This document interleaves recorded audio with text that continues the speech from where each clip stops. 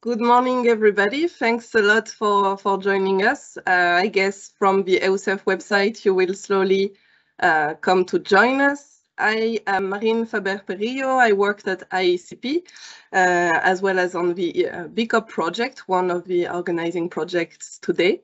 I'm very happy to be here and to have such a great lineup of experts here today. I wanted to share with you a few housekeeping rules for this event. So you may have noticed, and you probably had to click that you agree to being recorded. This is, of course, because we want to have a trace of this event and be able to share it afterwards for people who couldn't be there. So I hope you all agree with that. We will not have access to your emails, as you have probably noticed if you're subscribing to events on the EUCEF platform, which means we won't be able to share the recording, presentations, or the briefing that we will prepare with you. That's the reason why I really invite you to subscribe to all projects newsletter, well, all of the ones at least that interest you, the projects newsletters. So I'm sharing on the screen. In principle, you should see now logos and websites of the projects that are participating today, so you can ensure you will receive the material. Something else, yeah, very impressively, yesterday when I checked, there were over 1,200 participants signed up for this session. Of course, I don't expect all of them to be here, but this is still a great sign of interest on the topic. I was very happy to see that. And the last point to share with you today is that, of course, you can ask questions in the chat. We will try to take them as much as we can, because, of course, we also have a list of questions for our panelists. And a few more words before I give the official welcome to Yanis. So this event is organized in partnership with WECF, Women Engaged for a Common Future, which is an international NGO striving for sustainable and gender-just environmental solutions, and by the three projects that you see on the screen, eCREW, BECoop, and W4S. All are Horizon 2020 projects, 3-year projects currently happening. So that's why I also invite you to check on the websites. BECoop aims at putting communities in charge of their local renewable bioenergy generation by providing people a set of tools and supporting material. Women for RES aims at scaling up the involvement of women in the market deployment and uptake of renewable heating and cooling solutions. That's something we are going to discuss today as well. And eCREW coordinates and supports the rollout of an innovative scheme of household cooperation in energy management, addressing something they called community renewable energy webs, in which households jointly exploit household level electricity generation and battery storage capacities to optimize energy efficiency and expenditures. That's it for me for now. I will be back to moderate the panels. So Yanis, the floor is yours to give the official welcome, please. Thank you, Marine. I'm very glad to welcome you all here today at this very interesting meeting. I'm very excited as we were able to gather a group of expert panelists that are one way or another involved and very much interested in the energy transition and female empowerment and gender equality. It appears for some people that these two topics are not related, but how we are most certainly going to show you in 1 hour and a half that we have in front of us that they are very much related and they are very much needed, both the energy transition and female empowerment. At the same time, a new approach of, not so new, but actually an approach that can really radically reshape the energy market is the energy communities proposition idea. I don't want to say much at this point in time, as we have an excellent introductory keynote by Katerina Hasbroden from WECF, an organization that is very active in the field and has produced a lot of interesting work. So Thank you for being here. We are looking forward to the discussion, and of course, we are looking forward to your questions that will enlighten us and enforce us to be brief and to the point. Thank you. Yeah, so I go ahead. Thank you very much, Yanis, and good morning, everybody. I'm really happy to see you all here and to see so many to see so many great panelists, interested actors, role models, experts in the topic of gender and also in the topic of energy transition, energy communities, so pushing and accelerate a socially and gender just energy transition and gender equality overall in the global energy sector. My name is Katharina and I'm in the board of an energy cooperative in Germany, and here I work on the local level, and I also work as at WECF, representing today. It's an international NGO striving for sustainable development, climate and gender justice. And so just I would like to give you some examples of my work and to show the high need for more women and for more gender equality in this sector. So working on the local level at the energy cooperative, so we are planning and installing photovoltaic power plants on school, on the residential buildings. And I see an enormous interest of all citizens, of women, of men, of all ages, of people with different background, migration background, etc. So that's really very positive. All are eager to invest and to become prosumers, so producing their own energy in the energy communities. And there is such a big potential on all roofs. For example, we have to unlock public participation and to push the energy transition. And in Germany, we recently did a study on energy communities and also energy sharing. So the concept that in your neighborhood in energy communities, you can share and you can sell and trade your energy to your neighbor. And we showed that energy communities and energy sharing can contribute to 35% to meet the national renewable energy goals. That's 1/3. So that's really a significant number. It needs to be seen and it needs to be used by all, by the whole society. It needs to, that's very important. And I also work on at WECF, that's on the international level. For example, in Europe and in Africa, and here we cooperate with women. We train them to produce their own energy organized by energy communities. So for example, when working in the agricultural sector, so to produce renewable energy, to use it for the processing of coffee, of different goods. And with trainings on technologies like solar, biogas or briquetting, on business and organizational development, and on funding and of course advocacy work, because it's very important to make it visible. And women are empowered to be self-confident, to improve value changes, reduce workload and become entrepreneurs. That's the WECF level. And we, for example, we organize as WECF an annual award, the Gender Just Climate Solutions, in the frame of the climate conferences since 2015, since Paris. And here we invite worldwide organizations led by women to show concepts on energy, on climate protection, and on the categories technical solutions, non-technical and transformational solutions, sorry. And for example, the technical award in 21 was won by Solar Age, a Turkish organization which is empowering refugee women through solar engineering. What does that mean? It means that we have a lot of business model driven by women in the sector of renewable energy, in the sector of climate protection. And we have the ideas, we have the concepts, and we have to make them visible, fundable, bankable, and we have to realize them in a big scale. That is what we realize. We know that the energy sector needs more women, because of economic, because of social, because of cultural, and because of generational issues and reasons. And we see that it's positive. We see a higher awareness on gender and energy, but the progress, it's much too low. We see it, for example, with our project, Women for Renewable Energy, with other projects.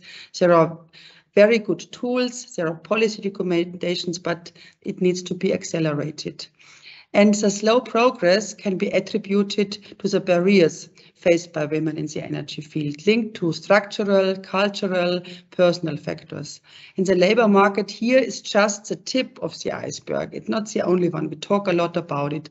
Gender gaps exist at every level, starting with gender socialization to education, training, the gender pay gap, which is very high, for example, in Germany and Austria, the unpaid care work, the unequal access to resources leads to a widespread underrepresentation of women in this key sector. And it also means that the enormous potential of female professionals in technical functions remains severely untapped. And that's a great cost for our societies, for our countries, for Europe, for the European Union. But let's see the opportunities. At the moment, it's a different situation. So the transformation of a centralized fossil energy supply towards a more decentralized renewable energy system creates a path towards a just and also inclusive energy concept and policy, which may offer new chances to women to join the race in growing numbers towards in all fields of the energy transition. This is even more relevant today, where we see an energy crisis due to the high dependency on fossils from regimes using wars and weapons and disregarding human rights.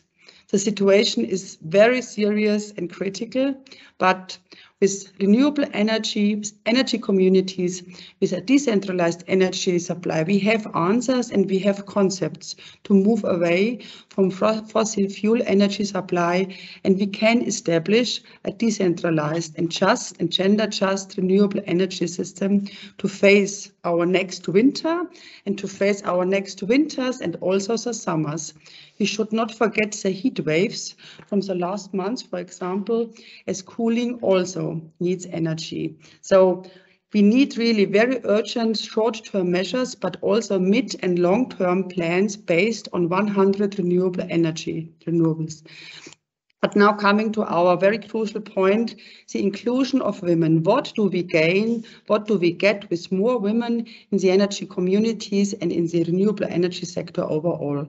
So having more women, we see we have less inequality in the structural, financial and personal barriers for women to enter the energy sector. So that's an equality issue, which is very relevant what we at the moment see, how important it is to have an equal energy system.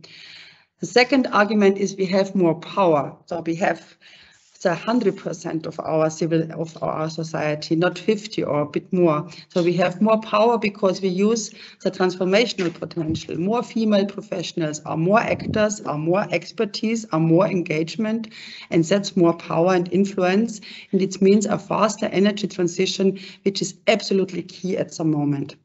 And we see a higher participation, increases the acceptance and pushes trustful cooperation. We see a higher sustainability. We know from countries like Canada, Sweden, Mexico that gender just climate and energy policy lead to more sustainable measures overall. And overall, we can create and push and accelerate a more successful energy transition because diverse teams are more successful in terms of profit and sustainability, because diverse teams show a much higher probability to take the right management decision in the long and short term. And that at the moment is a key, so to take the right decisions for the energy provision for the next winter, but for the next year, for the next decade.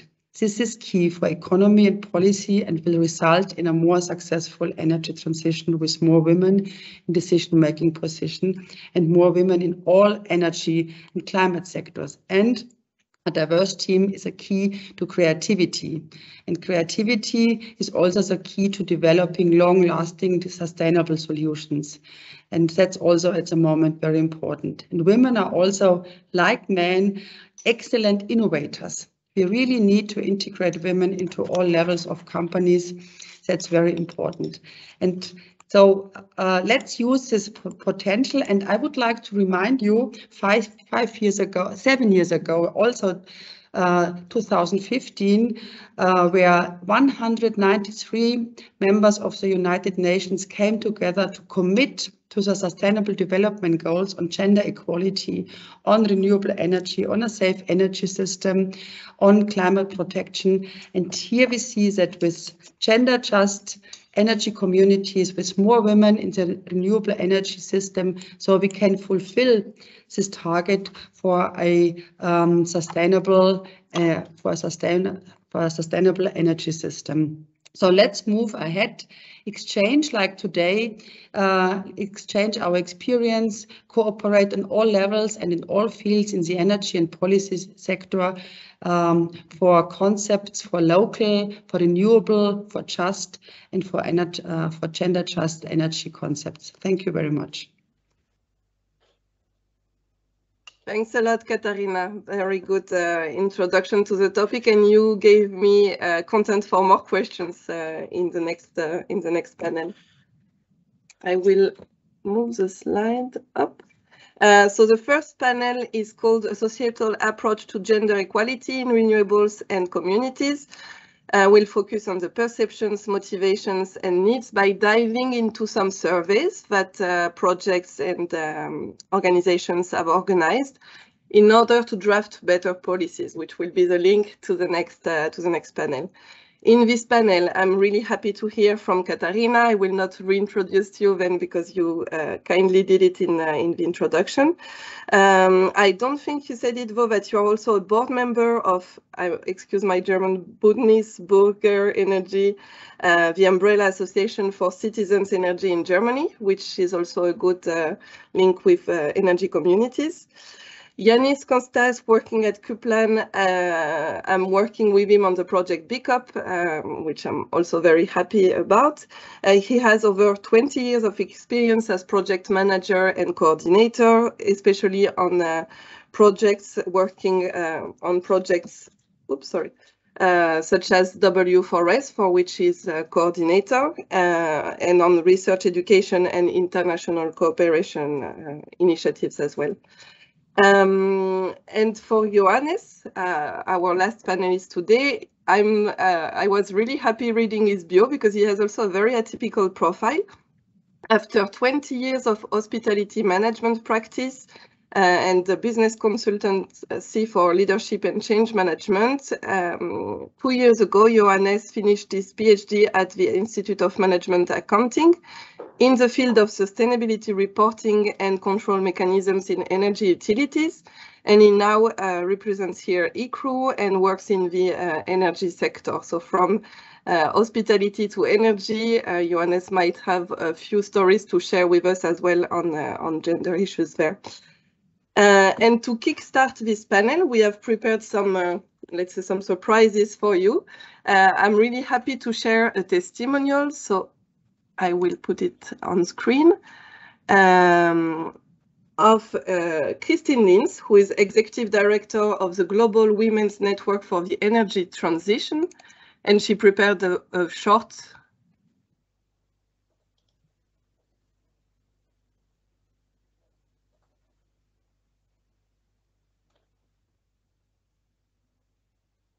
I can't hear and see anything, Marin. Yes. Not yet. You cannot see? No, we can't see.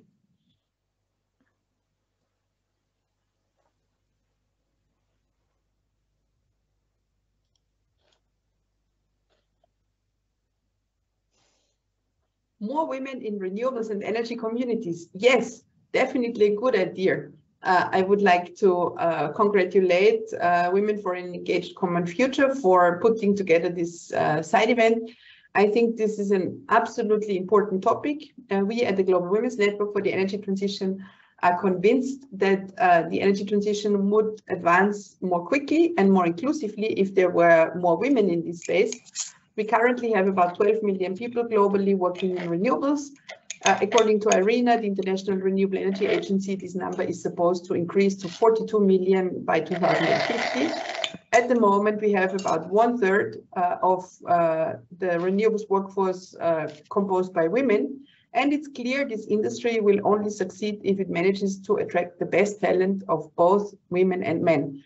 And therefore, we can only encourage more women in this space. We are working hard towards this. We are collaborating with many different organizations around the world to make the energy transition more inclusive. And there is definitely still a lot that needs to be done. And I look forward to further collaboration on this issue.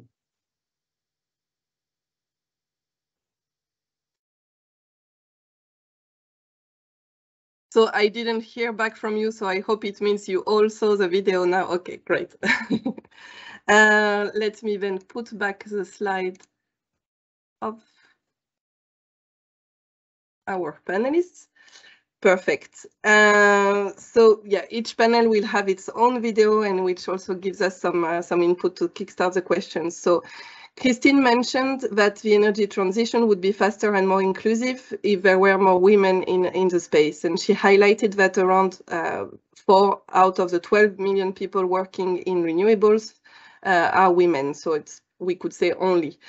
You have all contributed or organized studies and surveys on the topic, and I would like to hear from you what you have learned, if you have key numbers that you would like to share with us today. And I would maybe ask first Katharina and Yanis, and then we can go to your slides, Johannes, on the topic, if that's okay. So Katharina, if you want to start. Yes, I can start also with some numbers, because the number of Christine, that's very impressive. And so, yes, we know that we have the share of women is too low in the energy sector. So that's the first point. In the workforce sector. The second is also that the women we see in the workforce sector, they are not always on the management level. They are a lot on the administrative level. So that's very important. So to have more women on all levels. But what we have to consider, because that was talking about the tip of the iceberg, is so we need to check the work, the reproductive work, because one topic is that women are suffering on time poverty, and that's due to they take over more care work, for example, and that's one point. So they are not able, for example, to have more, or for example, full-time jobs in the energy sector. And so here we have to go beyond the energy sector. It's not only energy policy, or it's also social policy and the situation of the women we have to consider, and to reframe and to see what are our roles, who is available, how is the situation, how is the role distribution in the families. So that's also very important. Because what is positive, for example, seeing the STEMs at university, I checked the data for mechanical engineering, for electrical engineering. So here the numbers are also rising because of STEM programs. And so here we see, for example, that STEM programs are successful. But what we have to see is that we have to accelerate it, we have to push it. Thanks a lot, Katharina. Yanis, do you want to step in? Yes. Well, I don't want to bore you with numbers, but I would rather draw the attention to everybody to a few issues that I think are really important. There is a generational issue. There is a generational gap in the surveys, in the interviews we did within the frame of W4S.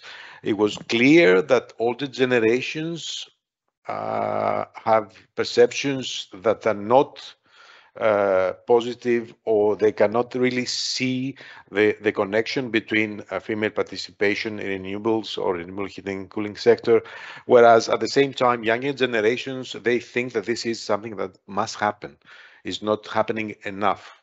There is for sure progress in terms of female women studying STEM courses, and we have an increasing number of role models of females that are really successful in especially in academia, in the public sector. It's interesting enough that, and this is something that points out to something else, that women are and I'm drawing with more ease in data that we gathered from Greece, that women are more easily employed and into the RES sector when they are working for the public sector.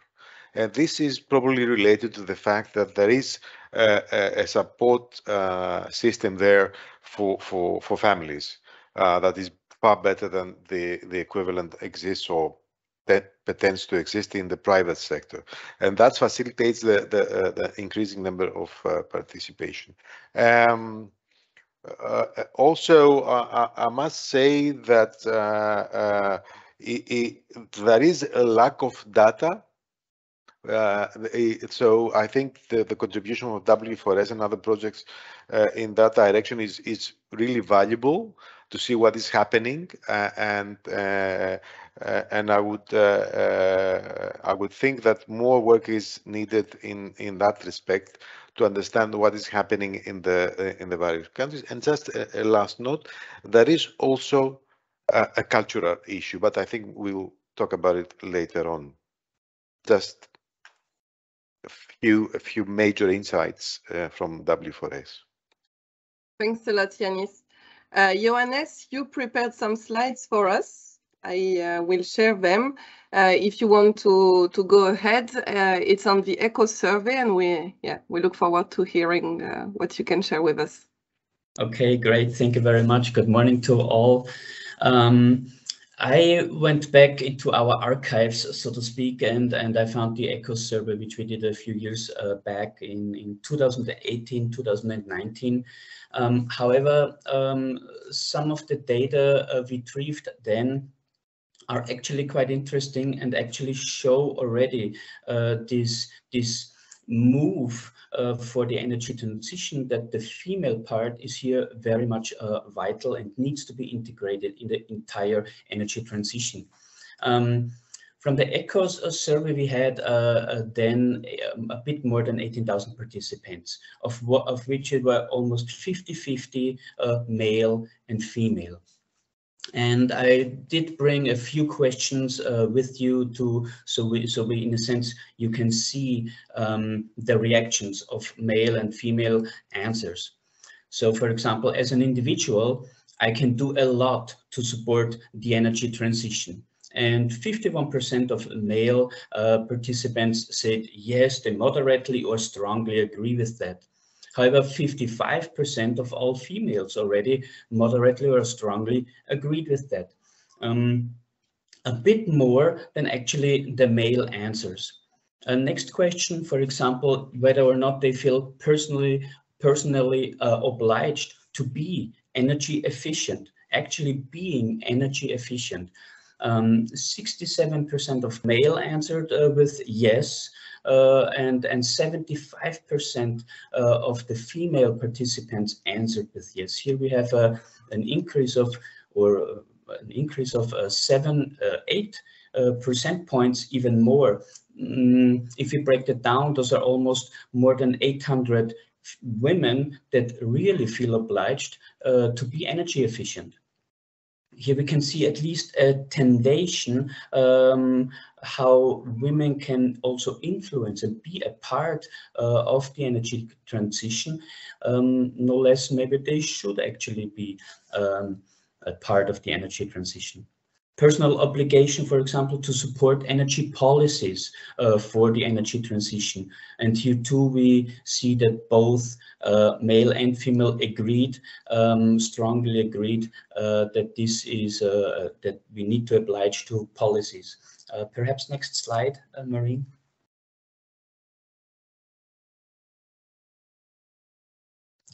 Next slide, if you could. I did, but it might be slow. Ah, there you go. I already see it. All right, thanks. For example, personal obligation to decrease energy consumption. This is very much hand in hand with the being energy efficient. Here too, the female have 2% points actually more interest in or feel more obligation to decrease their energy consumption. A personal obligation, for example, to allow a grid operator to remotely switch on or off non-critical appliances. Here too, the female answers mentioned that they would be much more open to it, to actually also having an energy regulation, so to speak, so that the operator can really remotely adjust energy consumption at that as well. Or acting pro-environmentally is an important part of who I am. Here again, we have quite a gap. 61% of male answers strongly or moderately agreed, while 66% of female participants agreed to that, which means here again, we have several hundreds of women being much more enthusiastic about environmental action, about identifying with the environment and with their own actions towards being environmentally friendly, so to speak, behaving more environmentally friendly. If most other people do it, then this is interesting. Male and female answers are both equal at this point, but if other people do it, then male participants actually slightly agreed more because other people do it as well. As a result, more or less, we can sum up that the energy transition, as I heard in an interview with Hemma Biese as well, that the energy transition is female.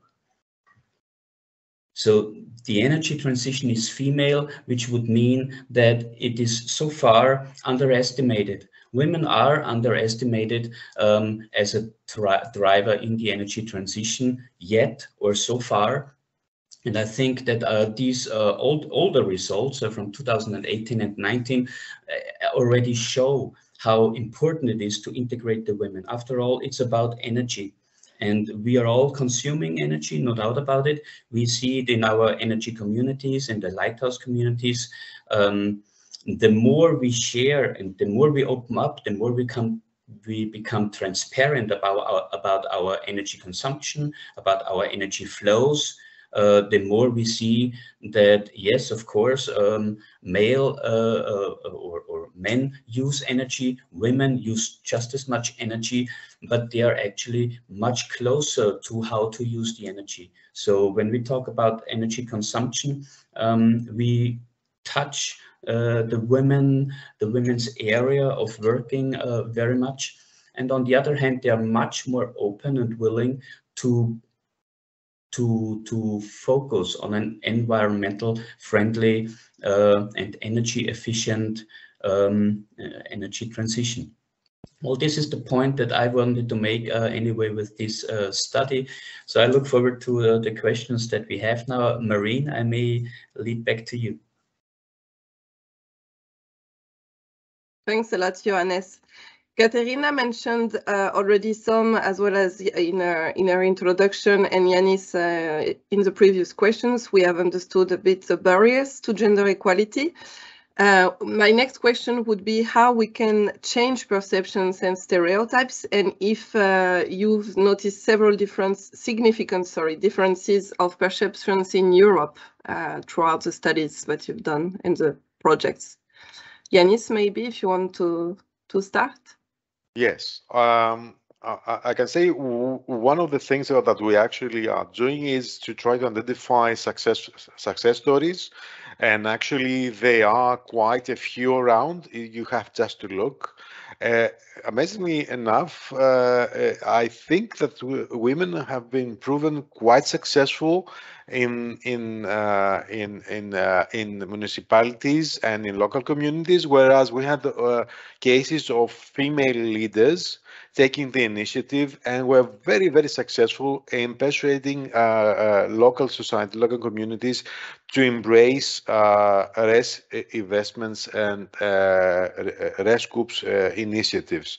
That's really, really interesting. I can tell you also that there's a growing realization, I think, in the RESCOOPs, in the renewable energy communities, that attracting and upgrading the participation of women will essentially allow them to scale up their membership. So I can tell you that in the call that we have with W4S now, we had last year, but in the second call, we also have energy communities and from rural areas. And their main thing is help us to find a way to have more women participating as members, but also help us to integrate more women in the decision-making process that we have. Only yesterday, during a webinar that was organized in the context of W4S and with a leading, led by Katharina and Marie-Lise, there was a German energy community presenting their approach, how they managed to attract more women and how more positive was the female participation that was worried to contribute, whereas the pattern for male people, for male persons that was proposed to take a position in the supervisory board was rather okay, I'll do it just to put another star on in my CV. Whereas the women were really worried, can I do it? Can I help you? What does this include? And this shows what the ancient Greeks would see, responsible citizens. And that's what we need. And I think showcasing these successful cases and helping energy communities to attract more women as members and as workers and as partners in the decision-making process, it's a great way to alleviate the situation. Not just because it is just, because also it makes business sense.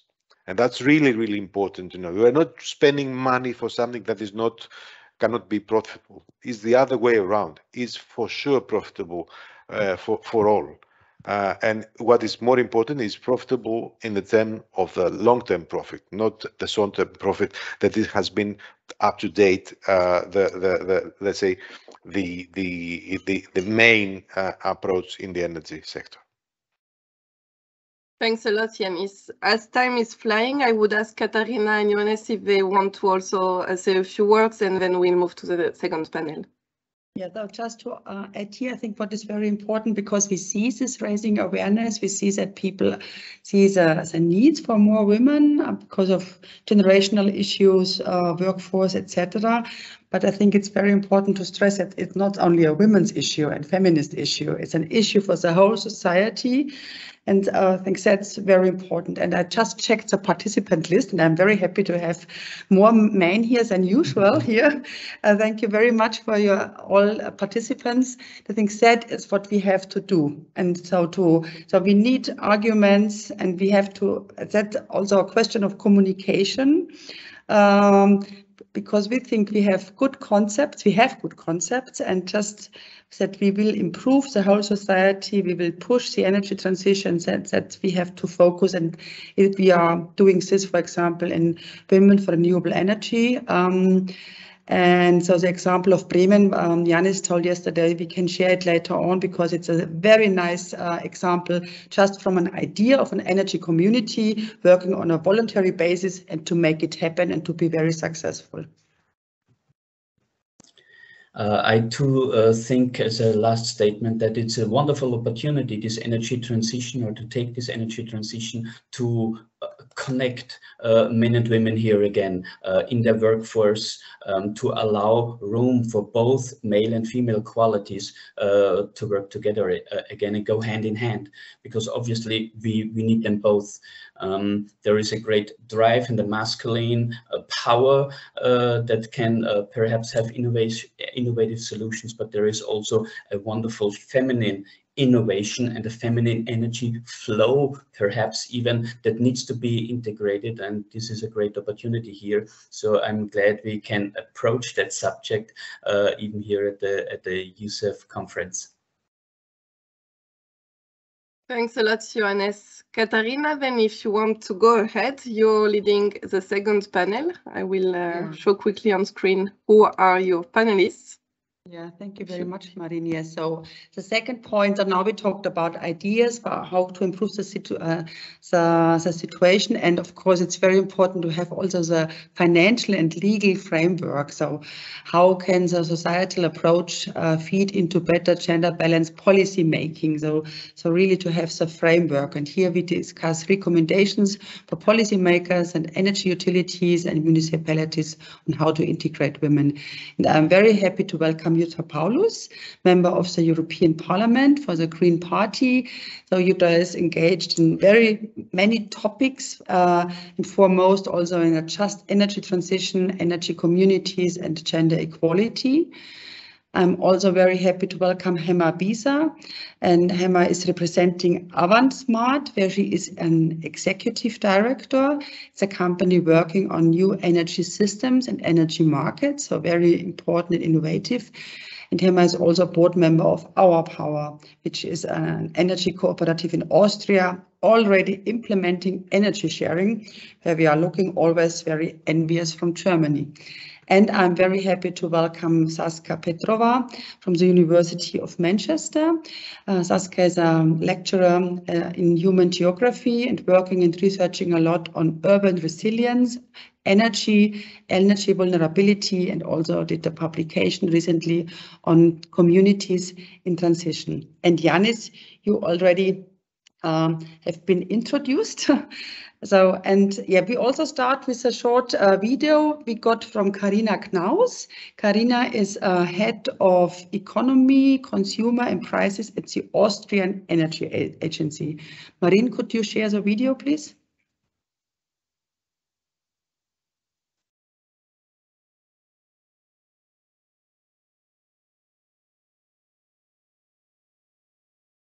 We can't hear and see it yet, but now it's coming.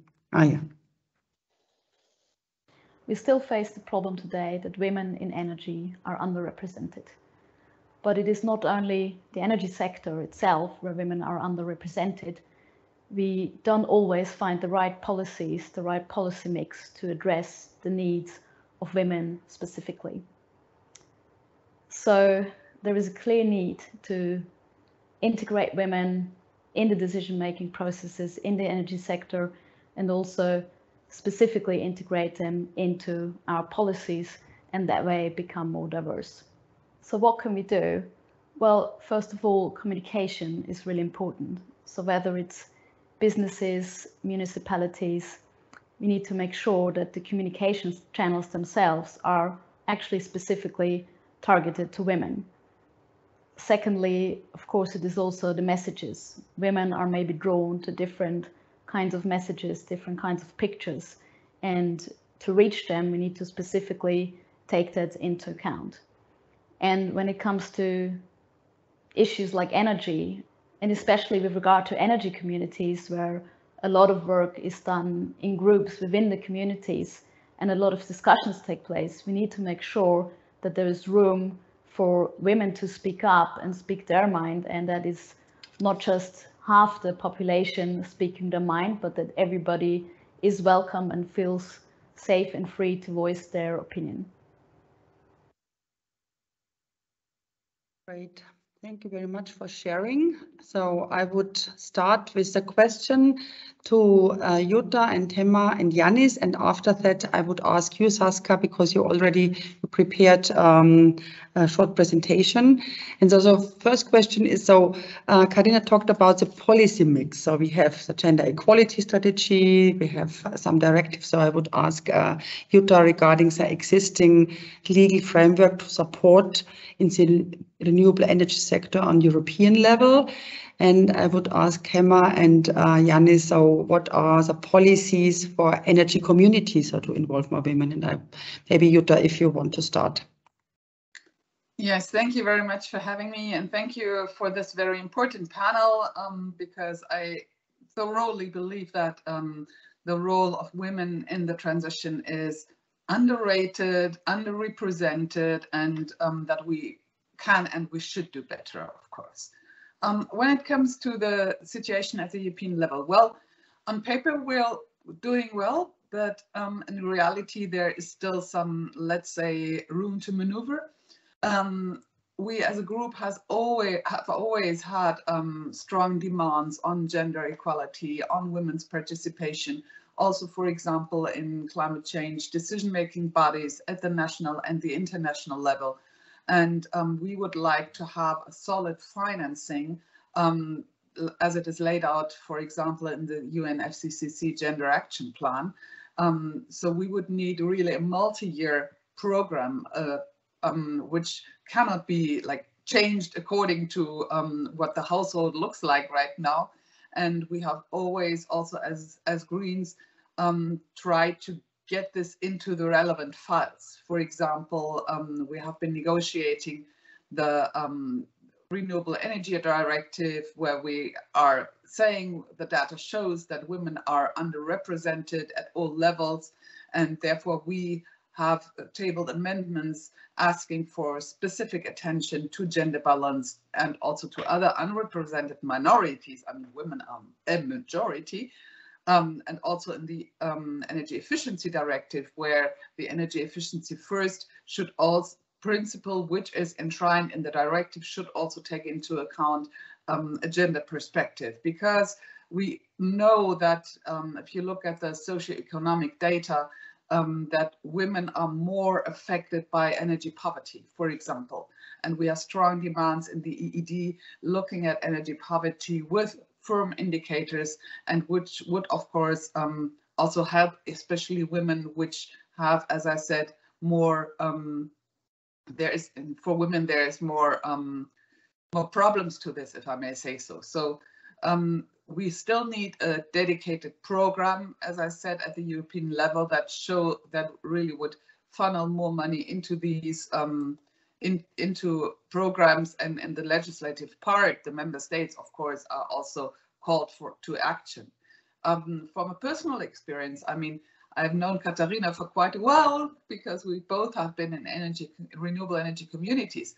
And in the energy community I co-founded, we had a massive underrepresentation of women. So this is nothing new. And I think we should all think of, let's say, policies to, well, it has been said, women are often also underrepresented because they say, ooh, can I really do this? Am I able to do this? There are others which are more qualified than I am, maybe or maybe not. And I think that is something that we have to address on a holistic level, because it's especially present in the STEM sector. Thanks. Thank you very much, Jutta, and thank you also for addressing the topic of energy poverty, which is really a big gender issue. Hema, what is your perspective from an Austrian energy cooperative perspective and overall as an entrepreneur? Okay. Yeah, good morning, Katharina. Good morning, ladies and gentlemen, and thank you very much for inviting me to this really interesting and important discussion today. Katharina, if it's okay, I would like to start with the legal framework that also applies for the public sector in Austria, because from there on we have consequences also for our activities in our energy communities. And if we talk about gender politics or policy, we often talk about quota. And the quota is a simple measure or instrument. It simply works. And for example, in the governmental sector in Austria, we have a quota for the advancement of women of 50%, and it really works out fine. If we look in Austria, for example, at our Ministry for Climate Action, our minister, Leonore Gewessler, she is female, and she has a female or a balanced leadership team. And also in the Austrian Ministry for Climate Action, I think in most divisions and teams, we have gender balance. And this is really great, because the people working there, they're making the policies, they're making the frameworks for energy transition, for energy communities, for climate action. So if you have that awareness, that kind of awareness in the field of policymakers, it really has a good and positive effect of the work we are doing in practice in our energy communities. I have another really good example of working quota. Since 2018, it's only 4 years ago, we have this Equality of Women and Men in Supervisory Boards Act. So it's really a law in Austria. And if we look at the big Austrian utilities, we have about 10 of them in Austria. We have reached, or most of them have reached a quota of 30% of women in the supervisory boards. This is great. But this act does not apply on the management board or board of directors. So which means that all the directors, looking at all the Austrian big utilities, we only have one woman in the board of directors. And this is really a problem in that all energy sector. And now coming back to energy communities and to our power, we have established our power as energy community, as cooperative in 2018. And our guiding, or one of our guiding principles is, we do not want to fight the existing, but we would like to design and create better alternatives. And so in practice and in our cooperative, we have in our supervisory board 2 men and 2 women, and in our board of directors also here we have gender equality. And when we now try to find new employees, when we build up our team, we are especially looking for women to join us, and this works out very well. Thank you very much. So I think you're doing pretty well in Austria, so from a German perspective. And what we see is more women in the board attract more women to follow. Yeah. I think that show many studies. That's really great. And the instrument of quota, some people do not like it, but it's successful. So it's maybe to think about it. So Yannis, anything to add from your end? Well, I already spoke a lot. I'll say this.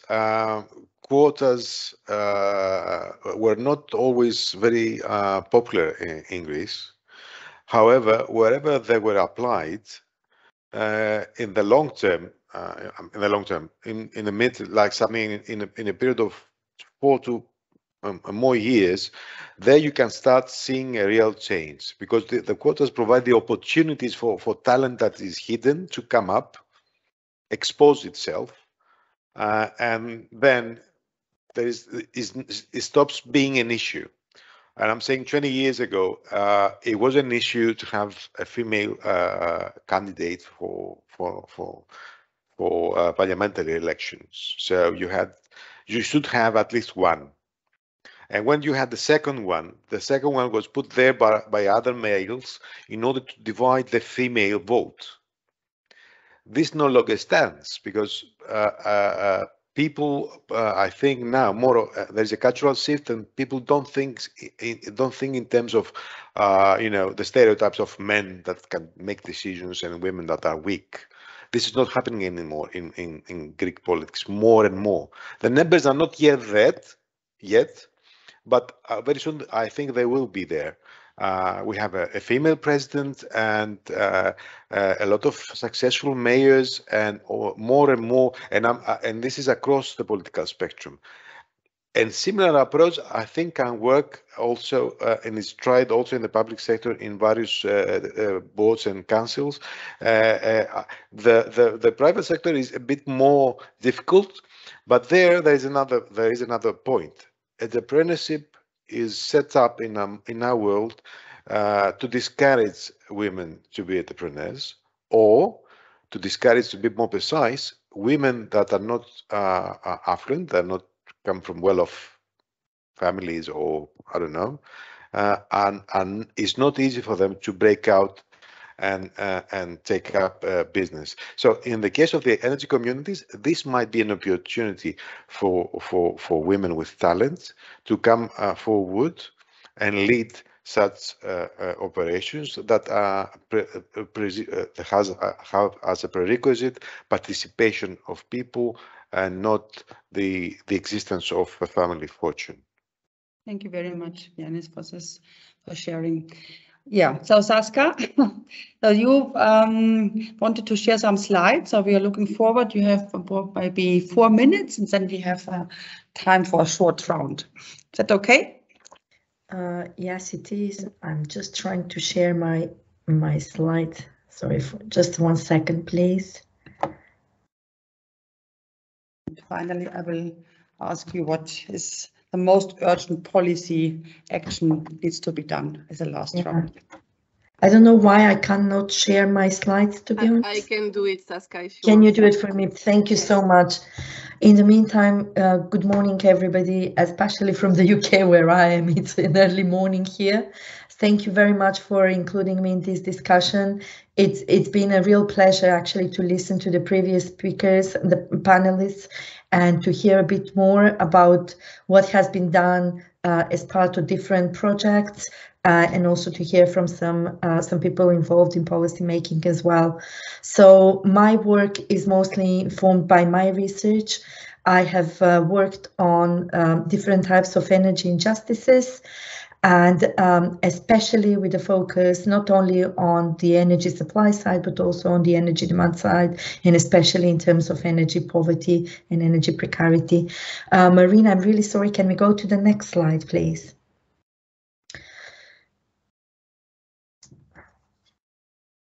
Yes, it should come. It's always slow, but it will. You know what, I'll just go quite quickly because I don't want to take too much time. So the thing is that yes, thank you. We were asked basically to reflect on different policy developments and different platforms and projects. So it's quite interesting to see that, for example, that the equality platform for the energy sector was established, and the new directive that has been discussed, and a decision has been made. So that's the next slide, please. What I would like to say is that it's very encouraging, and I'm going only to slide 3 now as well, because many things have been said already. So it's very encouraging to see some of the language that is used, that is much more gender sensitive and gender inclusive. As we can say from different studies, we still kind of use sex and gender interchangeably. So gender more as a social construct, and sex more as a biological thing. So it's very good to see that, for example, in let's say in the organization that represents many energy communities, I think almost 2,000 now. There is the Gender Power Working Group now. I think it started last year, if I'm not wrong, and it's already good to see that, for example, they talk about men, women, but also non-binary people as well, and they talk about gender in broader terms as well. I think what might be useful is to talk about the ethics of data collection, for example, what it means to talk about collecting data on sex and collecting data on gender identities. How can that be done in an ethical way, and what it means in terms of getting that data and analyzing that data as well. Can we please go to the next slide? Thank you very much. So, I mean, as we heard, there are many different policies that talk about inclusiveness, equality, and diversity. But I agree with Jutta when she said, in terms of how we translate those policies into our everyday life, I think we can see a very big variety of situations across European countries, especially when we talk about energy communities, in centralized and in decentralized energy systems or energy governance systems. It's different when we talk, for example, about whether energy communities are established, organized, and managed in a top-down or a bottom-up way as well. Also, there is a really large variety of what we tend to see as energy communities, despite the directives and how they are defined. So in many countries, we still talk about energy communities in a rather informal way, and they are not recognized as basically supported by specific policies. Also, when we talk about energy communities and as being inclusive, I think we need to go back to the issue of how with these short responses to crisis and longer strategic planning. So because it seems like we've been living in a time of crisis since the economic crisis in 2008, and we've been faced by different crises, climate change, and now the geopolitical crisis, especially with the war in Ukraine and Russian aggression. And it's interesting to see, for example, how we can make more resilient energy systems that will incorporate those principles in terms of like inclusiveness and diversity. We go back to the idea around whether there are enough women in STEM or not enough women in STEM. But to be honest, what is the level of technical knowledge that we really need to govern energy communities? I mean, that's the question. What is the necessity there? Because especially we talk about decision making and managing energy communities. And as I said, many of these kind of like issues are context dependent. We have such a variety of factors underpinning different factors underpinning the developments of energy communities and the inclusiveness factors in different countries. And I would like to go to the last slide, please. Whatever we say, energy transitions and green energy transitions are still seen as predominantly a middle class project. And when we talk about gender, we cannot actually single out gender as the only category, but it should rather be seen through the interaction with other forms of social differences and injustices, and especially along the lines of class, ethnicity, race, disability, and age. So the issue of representation, it's great to see more women in leading positions, politicians and stuff, but we should not forget, just people from ordinary lives and from ordinary backgrounds, as I think Yanis mentioned as well. So I think it's a good idea to think about ethnicity and class, and more like in a rather like intersectional way when we talk about inclusiveness and gender and diversity. Thank you very much for giving me the opportunity to speak here today. Thank you. Thank you very much, Saskia, and also to raise an issue of intersectionality, because we are here in our bubble. So I think that is one of our very important tasks, so to get out of it, to reach as a whole society. That's very important. Also, for example, mentioning the gender working power group of RESCOOP of the European Alliance, because we also know that, for example, coming from umbrella organizations dealing with issues that has had a positive impact on all the members, for example. I think that's thank you so much. So a very quick last round to all of you. So maximum 2 sentences. Which legal framework on European or national level should be introduced or should be improved to include more women in the energy sector and energy communities? Maybe Hema, if you would like to start very quickly. Very quickly, maybe not a legal framework, but measures. So 2 things: European-wide mentoring programs for women. First thing, and the second thing, international exchange programs. So Katharina, I would like to send one employee to you to Germany, and you send one to us to Vienna. This would be my favorite measures. Very nice, very concrete. Yanis. Okay. Actually, I agree. Back in March 2021, we had this this survey, and the question was, which were the three most popular options for business support, for capacity building and mentoring, along with raising awareness, along with financial support, was mentioned again and again. So I wholeheartedly agree with what Emma said, and there are lots of things that also are very interesting. I would say just one thing to provoke a bit the setup. We also have to bear in mind that in many cases we need a cultural shift as well. For example, providing a supportive family care system can emancipate women to participate more, but not in all cases. For example, in countries like Denmark, these kind of systems have been very effective because both male and female participate in childcare, whereas in countries like Greece, they weren't, because still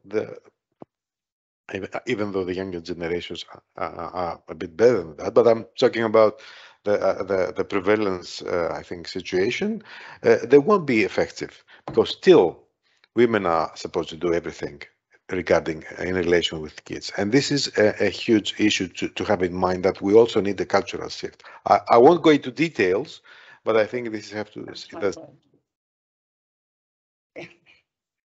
Sorry, Yannis. So thank you very much. So I think I will stop here. Thanks. And Saskia, what do you recommend in terms of policy measures? I think we have existing policies that can be more inclusive. So, for example, the national energy and climate plans. I mean, we can actually talk a bit more about making them more inclusive, even the language that we use in different countries. We can talk about more about gender inclusiveness in them. So basically, there are existing mechanisms that can be just developed a bit in a more kind of inclusive way.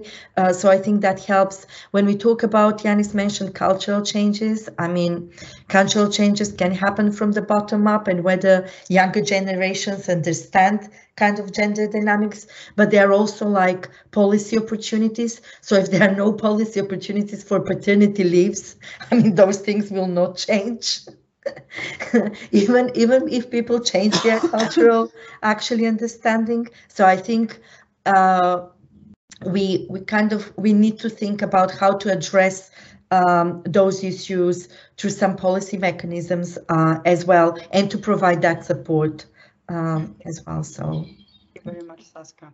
Jutta, what's your final? Yes, what I really would love to see, if there were like a special program, maybe we could try to formulate a pilot project for the round next year, which could be called Girls Just Want to Have Sun.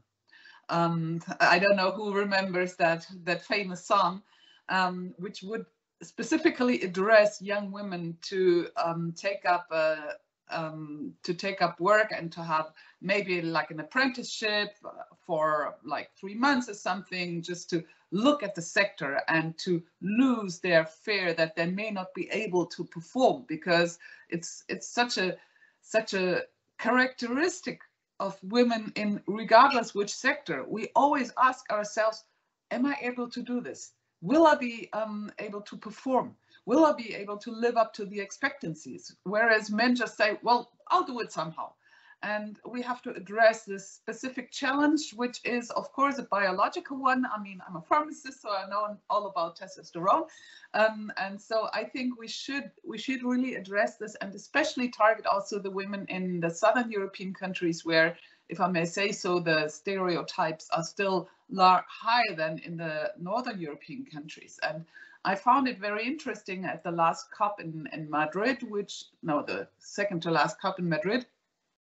I saw in the pavilion of, you won't guess it, Saudi Arabia, they had a program for female workers putting solar panels on the roof of families. And actually this raised the trust into this technology, because it was, I mean, this is really not a gender balanced country, because the people said, well, if this technology can even be deployed by women, it must work. And we could use those stereotypes also to play with them, but I think we really have to make sure that we empower our girls, because they are the ones that will shape our future. Thanks. Thank you very much. So many good ideas, so many concrete ideas. That's great. So I would love to continue, but I think I overstressed the time, and I hand back to Marine. Thanks a lot, Katerina. And I actually take the opportunity to remind people who joined maybe a bit later that we will make a briefing out of today's event. I will gather key highlights from all of you into a nice briefing. We will also share the recording of the project on the project websites that you see here. So W4S, BECoop, WECF, and eCREW. And yes, so you will be able to find them. We don't have your email addresses, so we cannot send them to you. So please make sure that you go check on the websites or subscribe to the newsletters to know about them. I'm very happy now to introduce the last panel. And actually, you've heard already from most of them, except Marie-Lise. So Marie-Lise, you're the last one I should introduce. You have a background in environment and renewable energy law studies. Currently, you are fundraiser, project manager, and gender trainer at WECF, so working together with Katarina. And your motto is only through commitments for transformative actions can pave the way for gender, climate, and generational justice. So welcome to this panel, Marie-Lise. And as usual, we will start it with a short video. So let me put it up.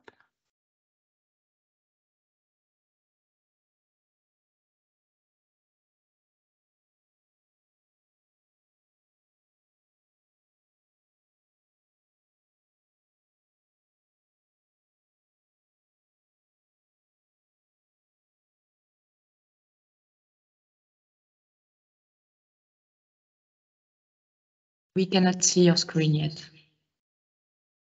Oh God, sorry, okay. So I can then, because I forgot to say, the video is from Catherine Goldhammer. She's managing director of the Rainer Lemoine Institute. Normally you should see and hear now. Yes, thanks. Hi, my name is Catherine Goldhammer, and I'm the director of the Rainer Lemoine Institute, which is an energy research institute in Germany. And I'm proud to say that we're the only one that I've ever heard of that has gender parity on all levels. So from students and interns up to the executive level, we're all gender balanced at RLI. I'm very proud of this because it took us several years to get there. When I started 6 years ago, we were still, as you know, a representative of the field that we work in, energy and engineering. And I think what we did was basically that we acknowledged that this was something that we wanted to change, and made everyone aware of the experiences that we still have working in energy as women, or even as non-binary persons. And I think this helped a lot in changing RLI and the culture that we have at RLI. And in retrospect, I think what really helped is that we have some, what I would call zero power distance. So everyone at RLI can change something about the organization. They can all put in an intervention or a good idea. And I think that's really what I recommend for other institutions that want to change as well.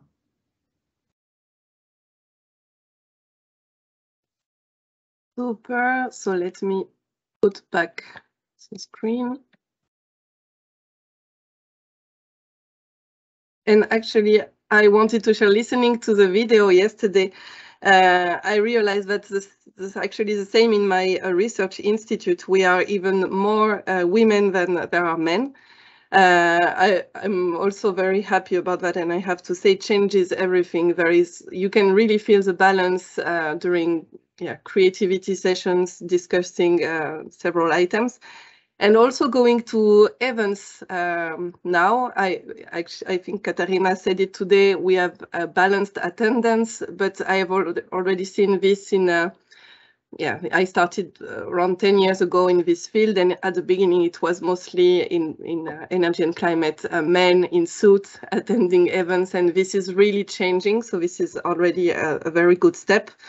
Of course, as we already discussed as well, we have here a different we are privileged. We are in a I lost what I wanted to say. Anyway, Catherine mentioned that a key step for change is to acknowledge the need to change and make all aware of it. And I couldn't agree more. So we also heard from Karina in the second testimonial that awareness and communication are key, that messages should be targeting women, should be thought for attracting their attention. And I would like to hear from you if you have also experience on that and what you can share. Yes.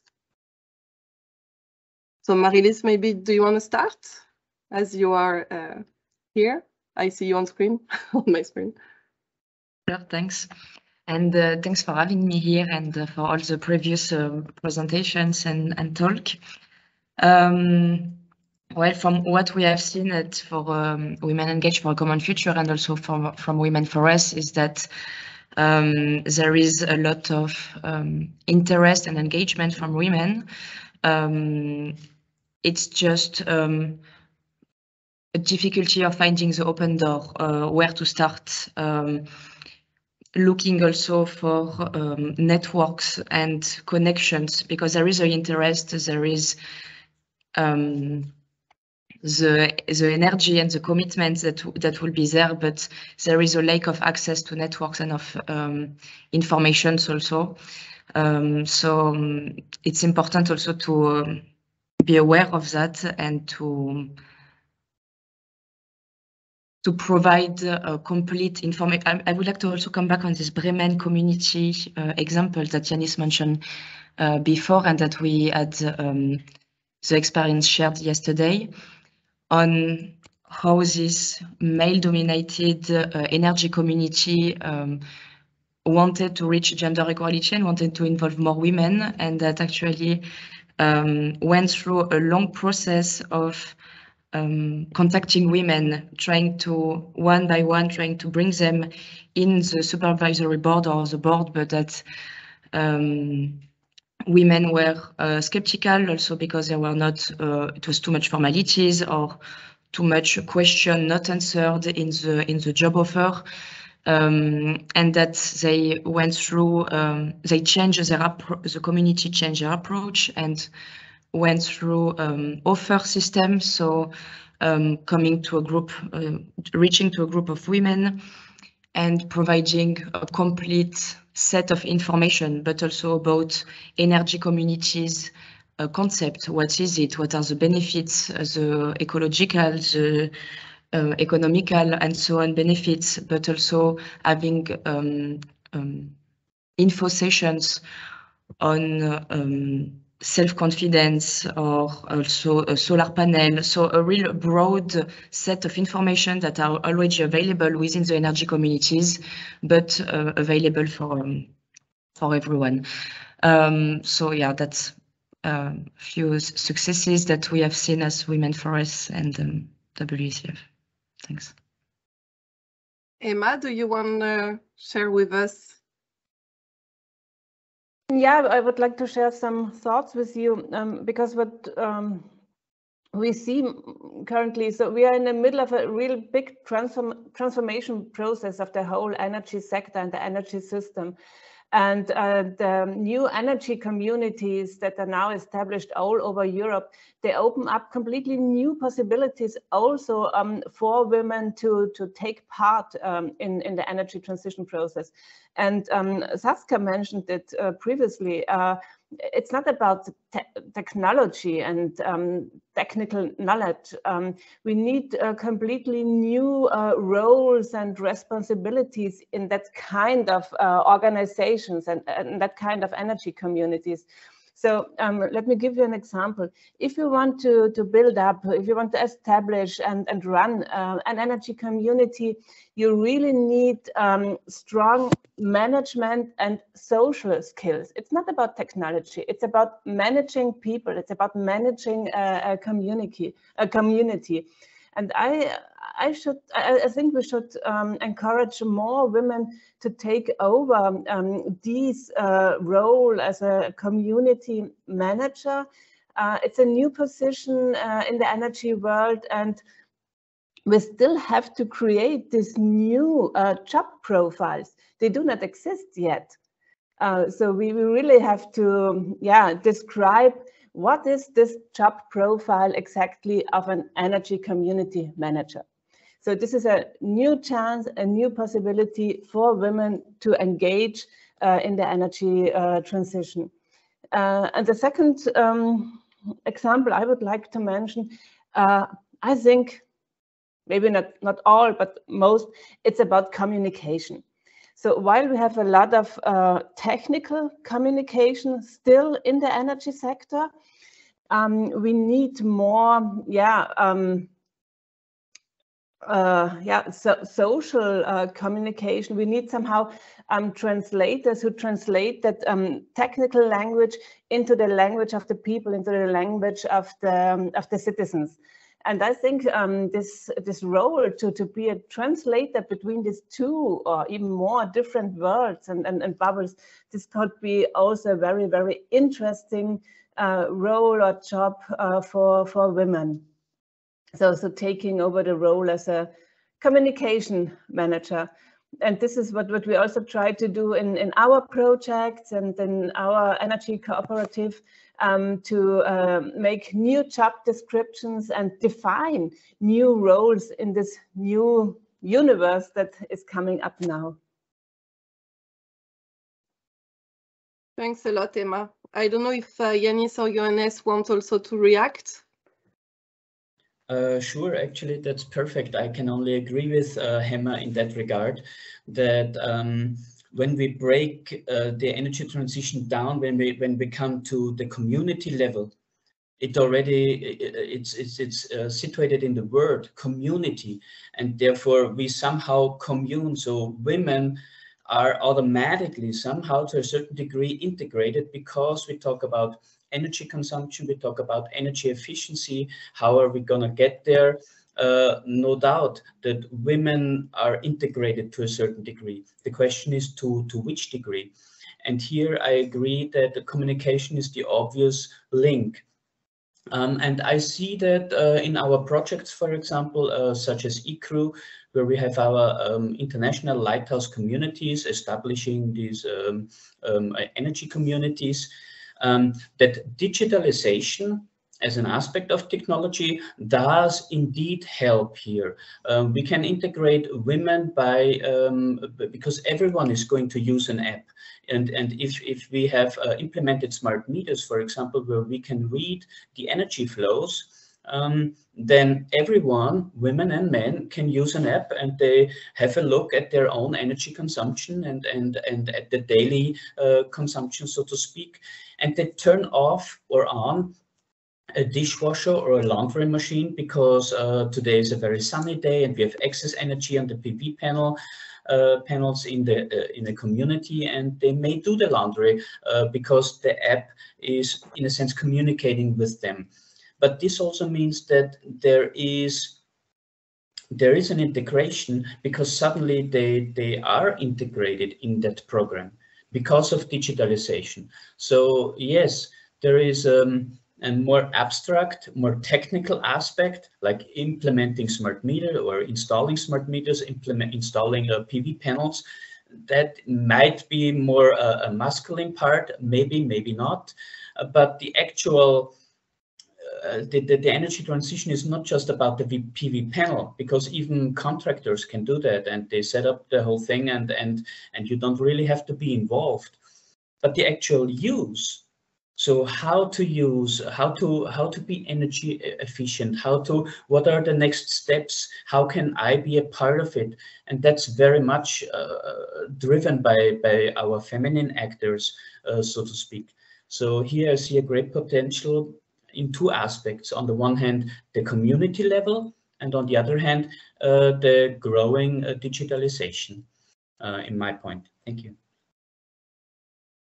Thanks, Johannes. I don't know if you had the opportunity to see, we got a question in the chat, and I think it's also a good transition with what Emma shared with new roles, new job positions being created, the need for new skills. So Veronique asked us if we know any initiatives at the EU or at member state level to attract more women in technical energy schools and institutions, because of course the energy transition needs specific profiles, more engineers and skilled technicians, but we want to have equally men and women there studying. So any thoughts on that, any initiative you know that you want to share with us? Yeah, I can start maybe. There is an initiative that has been supported by Women for Us also, which is called High Five Girls. I can share the link then in the chat. It's a project based in Denmark that is connecting girls in STEM between 13 and 18 years old with role models in the science sector, but also including the renewable energy sector. Yeah, and they also it also allowed these women, these role models, women, to have access to a new network of role models. So that's one initiative. I will share the link in the chat. Thanks, Marie-Lise. Anyone else wants to react on this question? So we had also a Utah's idea of girls just want to have fun, so we could for the next projects we have ideas now. Yanis. Yes, Marie, I cannot resist the temptation. We had a very interesting discussion, but what I wanted to show, I wanted that there are tools around, there are things that are happening, most of them thanks to the European Union initiatives, and specifically, I cannot resist the temptation to show you some basic tools that we have from two projects. I'm trying to share my screen and I cannot do it for whatever reason. And the two things that I wanted to, can you hear me? Yes, and it's loading, so I think we will be able to see your screen. Okay, in W4S, we have these rounds of provision of support for in terms of business support, technical support, and the call is ending in the in September. And I must say that these kind of projects really work. I was just told this morning that one of the projects that applied last year, now they are working together with other two partners in order to start a new project. So even as the creation of networks, it really works. And especially W4S, now we are looking for more energy communities that would like to come and apply and get the support from us in order to increase female participation and see how they will integrate more females in their decision-making processes. And we also gathered various tools that they are around that you can check in and find through our website. And also about from BECoop. BECoop is a project that deals with bioenergy communities. We also have done a lot of work there, the various partners. One of the, you can see here, the in-market environment where people can look and share, look for expertise or offer expertise. At the same time, we have the self-assessment tool, whereas you are able to evaluate the situation in terms of bioenergy, so you can decide if you want to move into the creation of bioenergy community, or you want to join one which is simplified and for everyone is there to use. At the same time, we have a toolkit that we gathered various tools in the knowledge repository. We map all community cases there, so you can check that. At this point, we don't have a huge number of energy communities, but you can check if there is one around near you and come. And we also have the network of interest, and this is an interesting opportunity for me to refer to as a community of people that are interested in bioenergy community. They want to learn, they want to support, they want to have access, they want to network. It would be great with this opportunity if people would like to come and see what we are doing and get all the benefits of all the materials we are developing. So there is a lot. I'm not saying that these are the only things that are around. There are lots. and indeed, we will welcome all interesting participants as we move to the final phase of our project in W4S, in terms that in the final steps we will try to formulate concrete policy recommendations and develop a replication model that will empower women to be more involved in renewable heating and cooling. But the similarities here are so many that I think they will apply in all the RES sector, and also the BECoop proposition, where we test a series of tools that will be relatively available for everyone to have. So, Marin, sorry for doing this but I think it's really concrete things that can be useful for the people that spend the last almost 1 hour and a half with us. And actually, you don't see, but things are happening in the chat as well, with someone asking a question on where to submit a project, and you showed exactly where the person should submit this project. So it was not useless. It's a pity, though, because I have to stop the discussion here. We are already at it's 10:30. Believe me, I'm also frustrated because I had many more questions. I wanted to ask you about the link with energy poverty, but I guess we can have another session in a few months to exchange more on the links between gender injustice and energy poverty. I would like then to ask Saskia and Katerina to share a few concluding words with us, if that's okay, before we close the session. I would say 2-3 minutes to do it, so that we don't keep people too long here. Thanks a lot to all of you. Thank you. Saskia, Katerina, yeah. Katerina, please go first. I mean, or I would just say that is what we can see is a very positive trend. I mean, just a few years ago, none of this was a topic, and we didn't really have such panels to discuss these issues. And now we even think how to actually develop, you know, processes further. So that's a very positive thing. And I think this is also followed up by different types of academic research as well, which supports these processes and it can form these processes as well. So, I mean, thank you very much, Marin, for organizing the panel. All these panels, actually, it wasn't only one panel. And I really would like to thank the other panelists for sharing all these great opportunities and great ideas in terms of how to develop gender inclusion and how to talk about energy transitions in a more gender sensitive way. Thank you very much.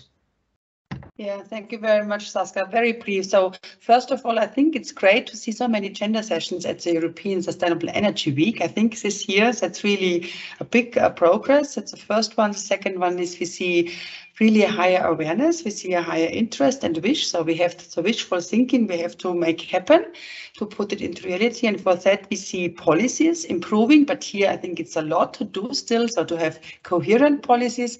But what we see and what is very positive in our projects, that we develop tools and instruments. We have to upscale them. We have to bring them into the energy industry, into the energy utility companies. And I think here, that are the next steps. And thank you so much for your interest and for joining our session. Thanks a lot, Katarina. And before we close, actually, I'm not organizing it, but I've noticed that next week there is a session at EUCEF organized by EPA and the Committee of Regions with a panel to discuss the challenges faced by vulnerable consumers and especially women to implement the new REPowerEU plan and adjust to the rising energy prices. So for sure, another thing to put in your agenda for next week. Thanks a lot again, and yeah, we will be in touch to share the recording and briefing very soon. Thanks. Thank you. Thank you so much. Thank you. Bye-bye. Bye. Thank you. Bye. Thank you. Bye-bye.